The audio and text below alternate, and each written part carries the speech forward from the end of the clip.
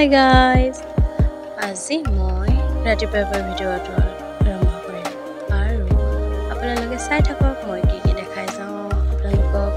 এয়া চাওক ধান ৰ'দত দি থৈছোঁ কাৰণ পুহ মাহত হেনো ধান উলিয়াব নাপায়, সেইকাৰণে আমি আগতীয়াকৈ ধান ৰ'দত দিছোঁ। আৰু এয়া বৰা ধান, জানেই বিহু আহি আছে, আমি অসমীয়া মানুহ সাজ খাবই লাগিব। সেয়া দেখিছে নহয়, আমাৰ খুৰীহঁতৰ ঘৰত আকৌ টিং লগাইছে আজি, তাকেহে দেখাওঁ বুলি ভাবিলোঁ। দেখিছে নহয় কেনেকৈ টিং এৰুৱাই আছে, টিং এৰুৱা আৰম্ভ হৈয়ে গ'ল। আজি টিং এৰুৱাব আৰু টিং লগাব।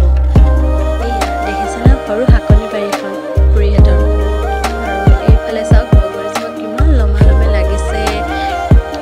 আৰু এইয়া চাওক আমাৰ ভাইটি ক'ত পেচাব কৰিব লৈছে, একদম দুষ্ট হয়। আৰু এয়া চাওক কন্দাই আৰু পেহীয়ে শাক কুটি আছে, দেখিছে নহয়। এইফালে আমাৰ আলু বাৰী, দেখিছে নহয় আলু থৈ দিয়া আছে, এইবোৰ আলু ওলাইছে। এয়া চাওক কেনেকৈ কাম কৰি আছে। এয়া ওপৰত উঠি এইফালে টিং এৰুৱা হৈয়ে গ'ল, কাৰণ এইবোৰ কাঠবোৰ গুচি গ'ল, সেই কাঠো লগাব লগা হৈছে। পুৰণা হ'ল যে আচলতে ঘৰটো বনোৱা, সেয়েহে এইফালে কুটি আছে ৰঙালাও, আলু, পিঁয়াজ সকলো কুটি আছে।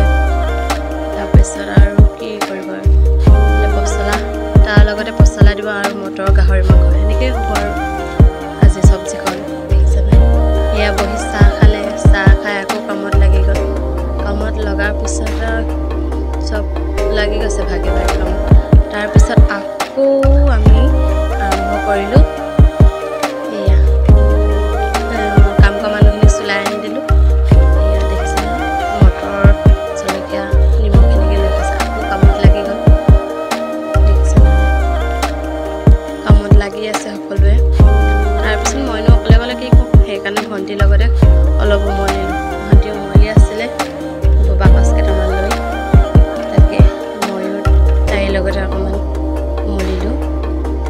আৰু মইনো কিয় লুকাই থাকোঁ, সেইকাৰণে মোকো অকণমান দেখাই দিছোঁ।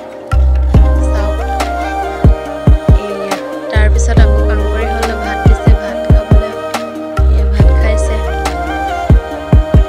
ভাত খোৱা গাহৰি মাংস আৰু পচলা মই যে কৈছিলোঁ এনেকৈ দিছে, দালি দিছে, লগত আৰু অসমীয়া মানুহ কিবা এটাতো থাকেই খাবলৈ।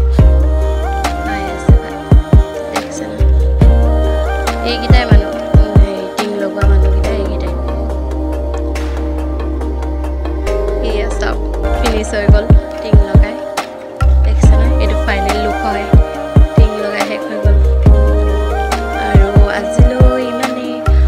মোৰ যদি ব্লগটো ভাল পালে